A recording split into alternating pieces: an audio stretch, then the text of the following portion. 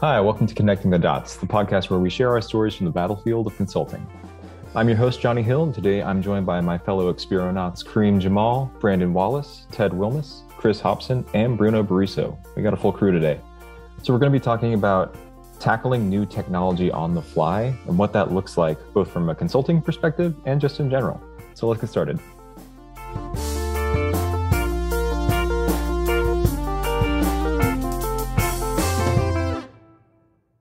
So I guess to start off, we should probably define what we mean by tackling new technology. Yeah, so I think you could look at it a few different ways. The thing that I guess immediately comes to mind usually is like net new technology to anyone. So, like maybe a new database comes out or a new API framework or something like that. But then there's also probably, other definitions would just be maybe like new technologies to your team. And there's probably going to be some different criteria that you're going to want to look at to evaluate those different things, just because they inherently are so different. I don't know if you guys can think of any other sorts of definitions of what we mean by new technology there, but yeah, for me, it's new to the industry, new to the organization, or new to the team, and also new to us. I think there were a good amount of cases that we land on the projects that we were not too versed on the solutions that were in place, and we'll need to get the best solution possible when we were not the full experts on the technology. See, I think there's a distinction that we need to make, though, between new technology in general and new to me technology. Like, it might have been around for a while, but it's something I've never really interacted with. So what are some of the considerations that you need to take for something maybe that's more just something I haven't had any experience with before? Yeah, so I find many of us constantly jumping into something new to us. It's like an adventure. There's a lot of unknowns. So, I find that we often actually leverage what we do know to learn the new thing that we're trying to learn. And I personally find myself just, if I can actually grab the project and work with it directly, hands-on, that's the number one fastest way for me to pick up something new that I've never touched before. So certainly can read all the documentation, but until I have a chance to actually use the technology, that's the key for me. Yeah, I think the hands-on definitely is the way I learn too. And then also sometimes, again, with these, I guess, open source projects, if documentation's light, it can even be a little bit tricky sometimes to understand kind of the full capabilities of the technology. So I'll commonly go clone the repo, one good starting spot sometimes is to take a look at kind of the unit tests that are included with the application. If maybe the documentation's not so great, and you can kind of get an idea of what the capabilities of the system are. Of course, in certain cases, if you're talking about something huge and complex, that's going to be a pretty onerous task in and of itself. But if you're looking at maybe using some new libraries or things like that, it can be a good way to get up to speed quickly. In a way, new to me, but not new in general to the industry, is a little bit easier because you have sort of that community and the documentation that's a little more mature and developed to go off of. But it also can present the trap, because then it does give you that larger community and documentation that you may spend more time reading through before actually just diving in. And so in a way, sometimes something that's, brand new to everyone is advantageous because it sort of forces you into the deep end right away. It says, okay, let's try to go build something with this instead of spending hours or days just reading up on it first. And remember that new doesn't just mean, new tech in general. It may just be a new version of something you've used that has so many changes. It's essentially new now. So that could sort of be considered in that same bucket. Yeah, and I see commonalities when it comes to net new, or you're going to approach certain things the same way as far as just you picking up things for the first time. But when we are talking about industry new technology, there's definitely some certain pitfalls to keep in mind as well when it comes to implementing the latest and greatest thing. So Yeah, speaking of pitfalls, like that kind of brings up, what are the kinds of things you need to keep in mind when you're approaching these new kinds of technology? Some things that come to mind for me when I'm looking at new technology is it, what's the stability of it? Is it been out there in the wild? Has it been tested? Is it something you can recommend to take to production? And then you have to think about the skill sets at the organization. Does the organization have the capabilities to manage technology like this, or is it something that they're just not going to understand and not going to be able to deploy and maintain? Those are some of the big things that I look at. Yeah, some technologies, like especially certain back-end technologies, really benefit from also having some pre-existing ecosystem built around them, like databases, for example. So, if a new database comes out, looking at whether or not you can use other tooling. So maybe it's a new SQL database, so it's totally new, but since it's SQL based, it's not that much of a lift to use it with existing tooling versus maybe a database of some other different model that doesn't have so much tooling available. That can really drive whether or not it's a good idea to even try adopting it before that tooling is in place. For me, one of the things, the support and community is one of the big ones. Like if you're using something from GitHub, how many stars does it have? When was it last maintained? Things like that are always important. And then sort of also ease of use and, ease of deployability too. If everything's in the cloud, is this thing easy to deploy in the cloud and work with and develop against? Yeah, I think that summing up what you guys are saying, probably the more important metric for me is how this technology will impact the team and the project. So all the things that you mentioned has a pretty deep impact on the day-to-day work on the team, and will affect the deadlines for sure. So I think that to the original question, Johnny, I think that the general mindset when approach new technology is approach with care, like if it was on fire or something, because the implications can be pretty deep, and you need to have like deep roots on the decision of why you are picking that technology if it's new. Yeah, it's not a careless decision you want to make. It needs to be informed. Yeah, exactly. Yeah, definitely. Well, that's something we run into a lot in consulting. Like in the consulting world, new technology, you have to kind of approach it differently than you would in more of in other kinds of situations. So, I mean, I don't know, can y'all speak to some of the differences that come up when you're talking about new technology from a consulting perspective? Yeah, I think there's quite a bit more discipline.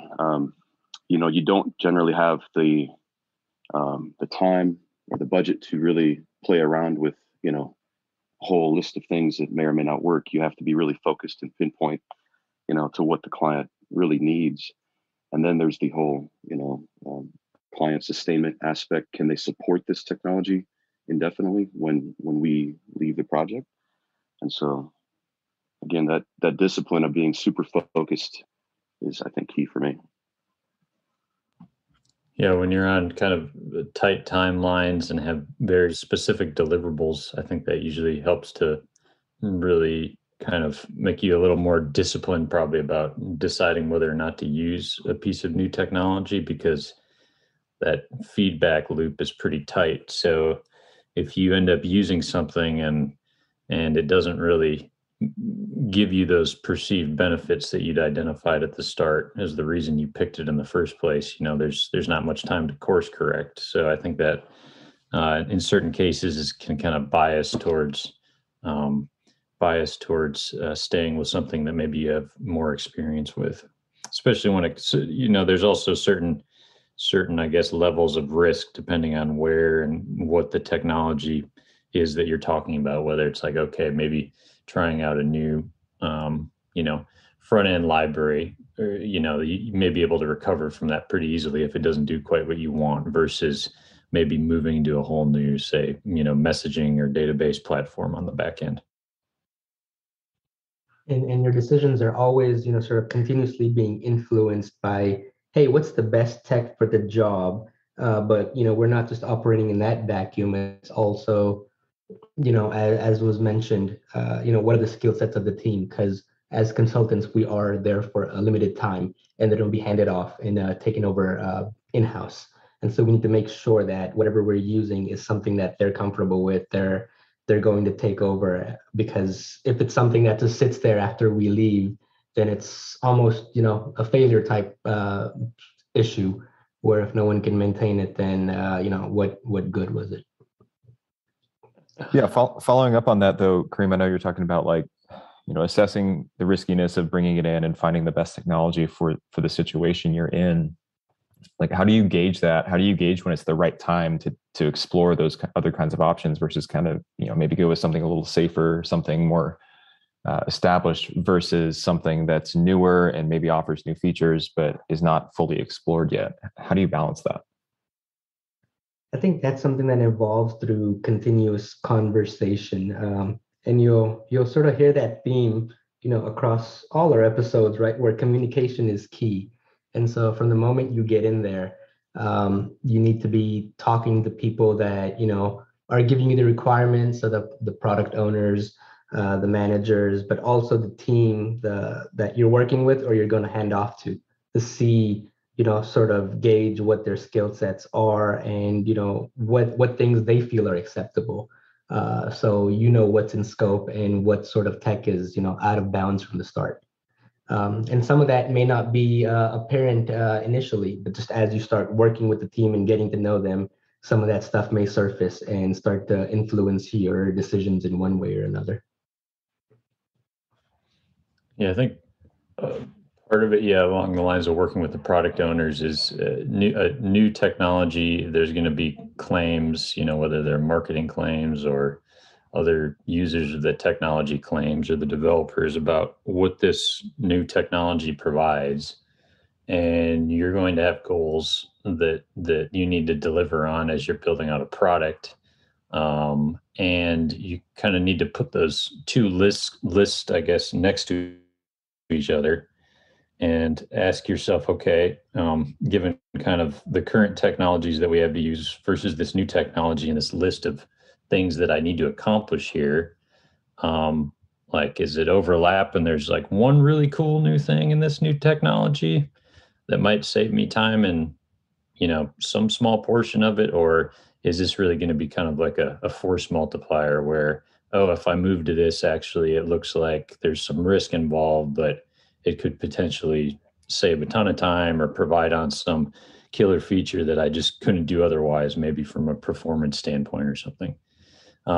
So you need to, really take a really hard look at that and try to sort of divorce that piece of it from, I think, the excitement that we all get about new technology, just in and of itself, and try to really just focus on the project requirements versus being too colored by personal interest in expanding out and picking up a new technology. You could certainly do a disservice too by not picking up the new right technology. Leaving clients with something old and that's deprecated or outdated, or will ultimately lead to a dead end in the future. So there's certainly a pitfall for not picking something new as well that we have to definitely consider. Well, and there are considerations too for what kind of technology, like whether it's front end or back end or something else entirely. Like, are you talking about the entire project is shifting to something brand new? Or is it we're going to take a certain element, there's a new piece of technology that we can kind of slot in that works in one spot, but we have this more stable, mature product on the back end kind of holding it up? There are concerns about adopting new technology too early, but there's also issues that can come up with adopting too late. Can you kind of speak to more what you mean by that? Well, let's see. I could think back over 10 years ago now, like the big migration from Flash ActionScript all the way to HTML5. Companies back then, if you were still building things in Flash, the whole industry pretty much knew it was a dead end, right? So it was a definite right decision, obviously, to migrate. And so things like that, where the writing's on the wall, you have to migrate. It's just a matter of when and how much money you're going to budget to that. So things like that, big migrations and changes in the industry. Speaking front end wise, I don't know if there's an equivalent thing for the back end, Ted, but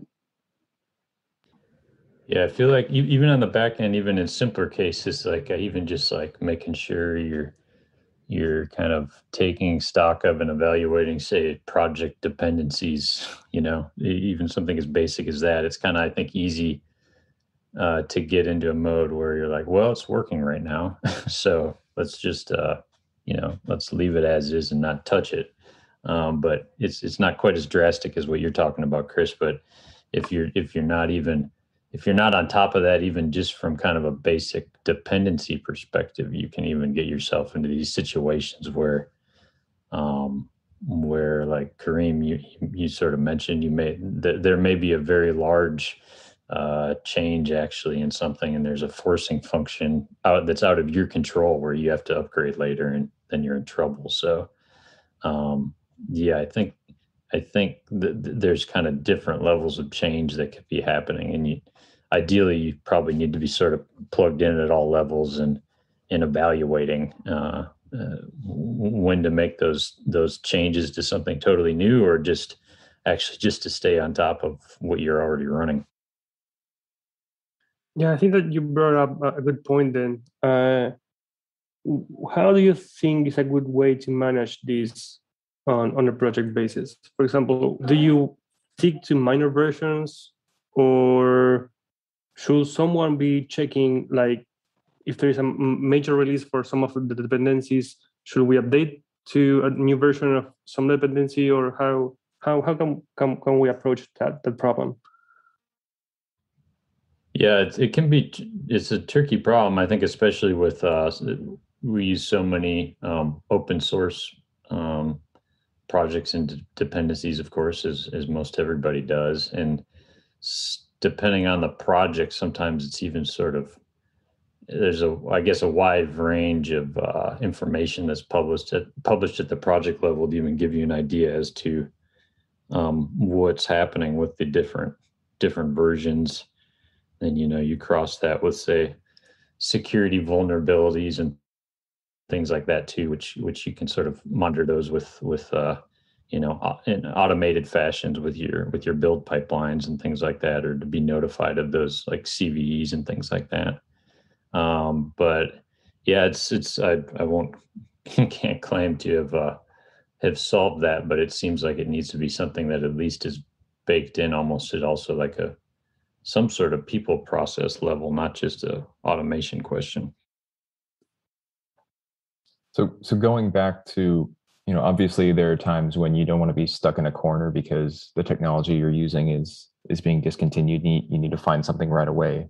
But there's also pitfalls on the other side of getting so excited about something new, you think it's going to solve all your problems, and you jump in and you realize this new technology is not mature enough. It's, you're kind of stuck on the other side where you thought it was going to do all these great things, and now you're too far in and you can't really back out.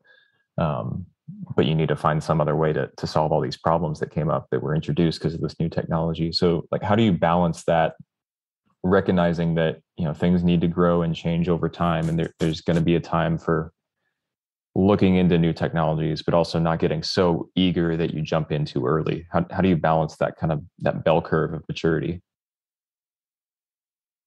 I think maybe one way is, I think it's good to constantly kind of keep your ear to the ground on what is new. But then if you're going to even attempt to adopt anything, first, like Brandon, I think, said, kind of check out in the marketplace and kind of see if it seems like other folks are adopting, or they're, user groups being set up, or is this a pretty niche thing still? But then regardless, and this probably really goes for adopting anything new, is before you actually commit a lot of resources and time to it, is to put together some sort of proof of concept that provides you some, where you have some objective criteria over that you'll use to evaluate this thing. And for better or worse, nowadays, most projects make it really easy for a developer to stand something up on their laptop and try it out. But that's not really enough to really make an evaluation. So that, don't fall into that pitfall of, it runs great on my laptop sort of scenario. You need to do something much more comprehensive than that, probably. That's speaking probably more biased towards a, back end standpoint here than a front end one. But I think it's important to be very clear-eyed on kind of your acceptance criteria for that proof of concept. Yeah, I'll second what Ted said. I mean, identifying what to POC or sort of isolate the crux of the problem, because it's certainly easy with new technology to be biased to optimism and say, hey, it works, see? But you really need to push it to the limit, even beyond sometimes the requirements, push things in a situation where you're really going to vet all the different aspects that are important for the project to make sure that that technology will work and satisfy what you're doing. So, yeah, POCs are definitely a necessity when it comes to some things. I'd say that's the key, right? So, you mentioned that it is a bell curve, and either end of the bell curve, you don't have much community because either they haven't, jumped on yet, or they've already moved on to the other next thing. And so, especially on the early end, you don't have much documentation, much community to go on, and there's only so much research you can do. And at some point, you just have to, stop the analysis paralysis and say, I'm going to do a quick, POC. Let's roll up our sleeves and just try to work with it and get some, real hands-on first-person experience on if we think this will work or not. And it is a little subjective, right? It's your experience. But it's also quickly showing you whether when we really adopt this thing, if it will, scale well or it will fall down once we put the hard requirements against it. And so, quick POCs that are scoped and tightly defined, I think, are very key when working with new tech. So you're saying just because it's trending on Twitter doesn't mean I should use it? I mean, it could be a good reason too. I mean, there's reasons things trend, but I take it with a grain of salt. Maybe it's a good reason to explore it, but exactly. It requires further research and playing with it. Mm-hmm. Right, and there's a need to stay sharp, like to stay on top of what's happening, so that you have some experience to lean on when new things come up, and you're not completely blindsided by new trends because you've been so focused on existing things. So once again, it's kind of a balancing act there. Yeah, and a lot of times you might maybe that new thing isn't going to work for the thing you're currently working on, but maybe now you have some knowledge about it. Maybe another project comes up, maybe even ideally another project that maybe isn't so certain projects are more critical or more customer facing than others. And I feel like there's certain projects that map well to doing more of this R&D on, and kind of vetting things out in an environment that's between a POC and a real thing. And so if that comes up, then you have this kind of library of possibilities that you can choose from.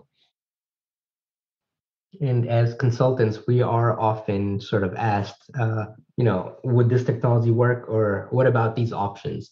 And so, doing these things will let you know why things won't work, so that when you do get asked those questions, you have good answers to them as well. Yeah, that's all really good.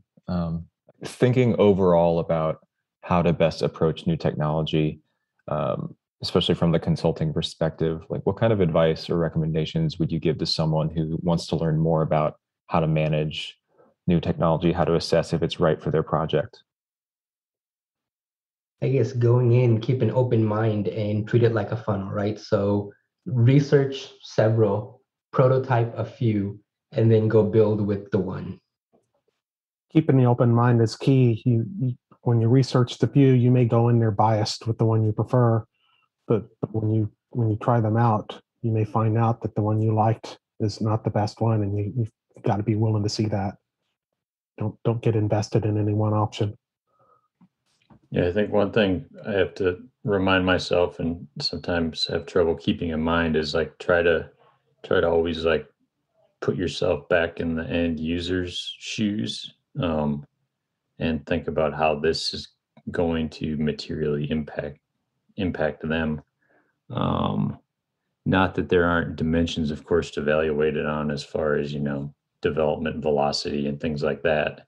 But ultimately, all those things sort of then go back and affect the user. Like, oh, maybe the user gets the product quicker, or maybe the performance is better. Or if the answer comes back like, well, it doesn't, really there is no effect, then it's like, okay, maybe think really hard then about what is the reason we're actually doing this. Yeah, and second what you said, Ted, I think that is, at least for me, it's really easy to get lost on optimizing a couple of metrics and forget about the big picture. So, and I think if we are thinking on evaluating a new technology, the big picture is pretty important. So, yeah, I think that the right approach will be, if you can have a team of people doing research regularly, so you can create the new stuff that is coming out. It's pretty, the domain of new stuff is pretty big. So if you have the capacities, you have people just curating the new stuff out, that's just really helpful. And also has a clear way to measure what you are trying to achieve across your stack. It can be gaining some performance on the front end, or gaining some development speed on the back end, or just have a clear way to measure what you are trying to improve. And then when you pick some candidates, run through those metrics and trying to step back and see, okay, the metrics are improving, but how this is going to impact the long run. Will I need to train new people on this, or is the technology too alien to the people that we already have, or how it's going to affect the end user? So something that you were talking about, Ted. So yeah, I will think that the right way to approach new technology is with a clear open mindset, as you guys said, and a clear set of metrics to evaluate if the new tool is improving anything, really.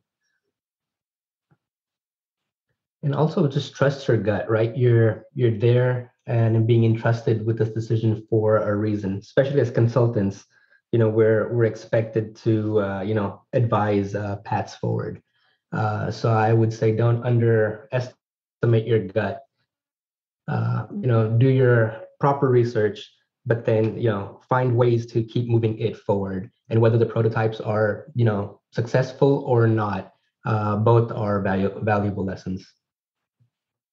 Yeah, I would definitely say, trust your gut, but also bounce ideas off of people. Like working with other people and getting their thoughts, getting their opinions on different technologies, or how things are performing, I feel like is also incredibly valuable. Taking advantage, whether it's an online community or coworkers, getting that feedback can help you, avoid blind spots and see things you otherwise wouldn't see. And be open and sort of communicative about your results, right? Especially the failure ones, you might be sort of more inclined to hide or spin the reality. But just being open, with the stakeholders and saying, okay, here's what we found out in this prototype, goes a long way. Right. Don't be over optimistic. Mm-hmm. I think too, as good engineers, developers, we look for ways to build things, in a clean, elegant way where it almost hedges against the future. Like, you could build things where you might isolate your exposure to one piece of technology such that it can be swapped out later with minimal or less, not a huge burden effort. So again, like knowing your exposure and your your connection points to this new technology is key, such that you can like later isolate those or migrate and upgrade to something else. Yeah, that's all really good. Thank you guys for digging into this. I guess, just as we wrap up, what are some of the big takeaways we got from this time? I mean, I definitely learned a lot. Yeah, I think some of the big takeaways here are focus on the end product that you're trying to deliver, and how a new technology may help or may not help that particular product, along with some other good ideas and techniques for evaluating a technology to see if it is a good fit. So hopefully this can be helpful, and we'd be interested in hearing what other ideas folks have about new technologies and how they look at adopting them in their organizations.